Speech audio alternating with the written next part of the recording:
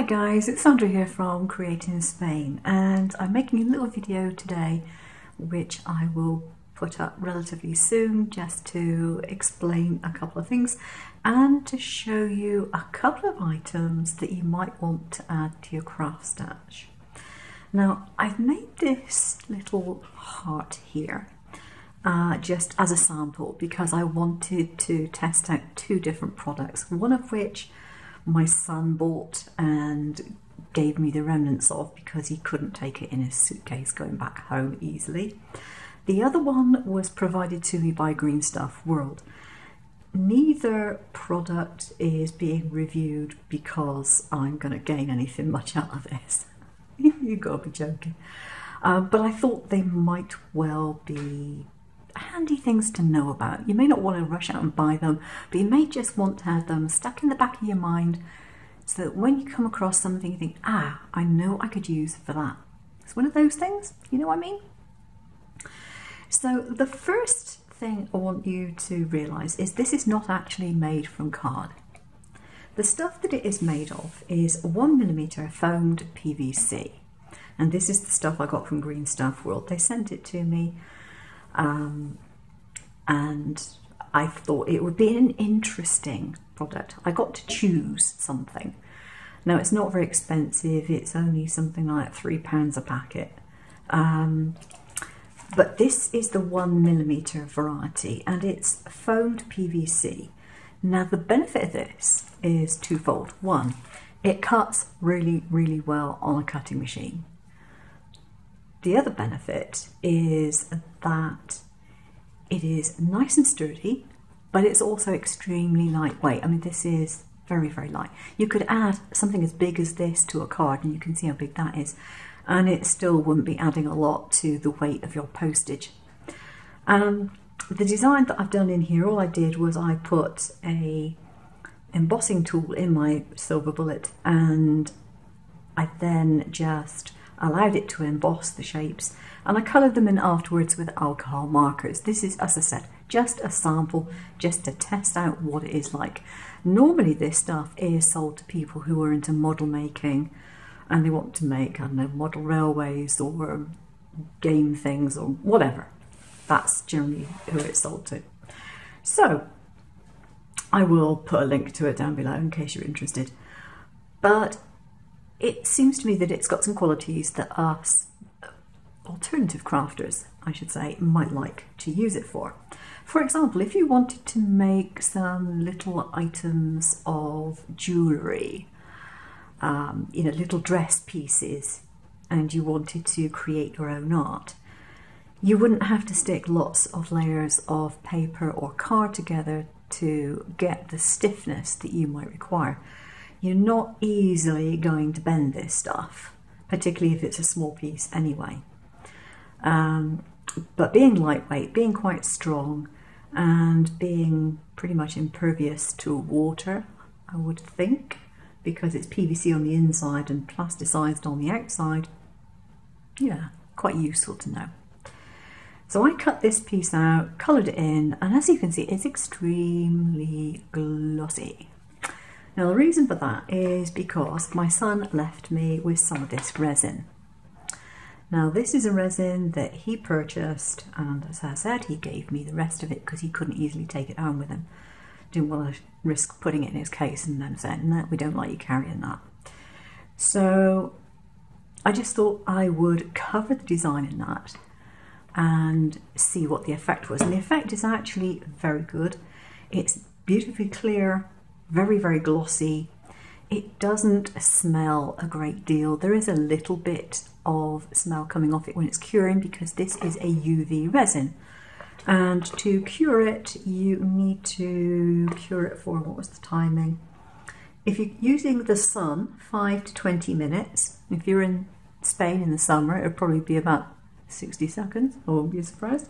But anyway, 5 to 20 minutes if you're exposing it to natural sunlight. Under UV light, 2 to 4 minutes. And it's quite a useful thing to know about, because one of the things that you could do with this, I know people buy it to make jewellery, to make cabochons and that sort of stuff, But the other thing that you could do is to make your earrings out of card that you've coloured, painted, done effects on, whatever, then coat it with that, and then you'd have waterproofed it, which is quite handy if you're making jewellery. But also you could do things like lanyards for events like hen parties and that sort of stuff with people's names on, or whatever you wanted to do. So basically it's a useful thing. Now this is the 100ml bottle, and it comes with a nozzle top, and it has the consistency of a syrup, I guess. It is a brush on consistency, it's self-leveling, and yeah, it's a hard UV resin. And I believe this was probably about £14 for 100ml. So it's not cheap, but it's not that expensive. Okay, so pretty good stuff. Now, what my son was using it for, and this is my fault, because you know the way my brain works, it's not like everybody else's. My son is into 3D printing of models, fantasy models, but he's found that sometimes when a 3D print is quite tricky, if you're trying to do really rounded 3D prints and things like that, sometimes you have edges and ridges that you really don't want. And they are not easy to sand away in some cases. They're not easy to file away all the time. And it was my idea to say, well, okay, I've got some nail gel in the cupboard. Why don't you try putting some UV nail gel on it? And my nail gel was a slightly heavier, thicker consistency. But he tried it out and he thought, well, actually, this could work. So that's why he bought this one. So once we've got it, he did a little bit of 3D printing. So we've got a 3D printer. And he made his model and he coated it with this before he put the primer on.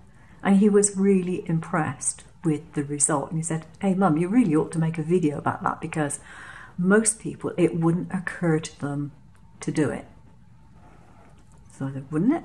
And he said, no. He said, I don't think I've come across anyone on YouTube or the internet who has used a UV resin brushed on underneath a primer in order to get a smoother model. So if you know anyone who's into making their own models, you might like to pass on that tip. From my point of view, I'll probably find a use for it to do something. I haven't decided what else I'm going to do with it, but yeah, quite handy. The other reason I wanted to make this video is to just explain that the videos that I am showing through to, I think it's the middle of February, were made before Christmas for two reasons. Firstly, I had my son, or our son I should say, coming over for a 3-week Christmas holiday, and I wanted to spend some time with him, not just making videos all the time. And secondly, because I knew I was going into hospital and I didn't know how long I was A, going to be in hospital for my surgery, and B, I didn't know how long the recuperation was going to be and whether I would either feel like or be able to make videos for a while afterwards. So I went in for my surgery. I had my operation on the 14th of January. I am feeling pretty good.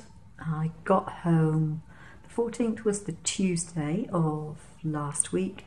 I got home on Saturday and it's now Monday night. And I'm feeling pretty good. I'm not in pain.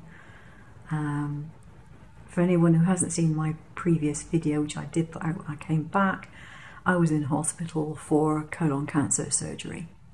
And I was very lucky. I've had the minimally invasive keyhole procedure done. And fingers crossed, that's the nasty stuff gone.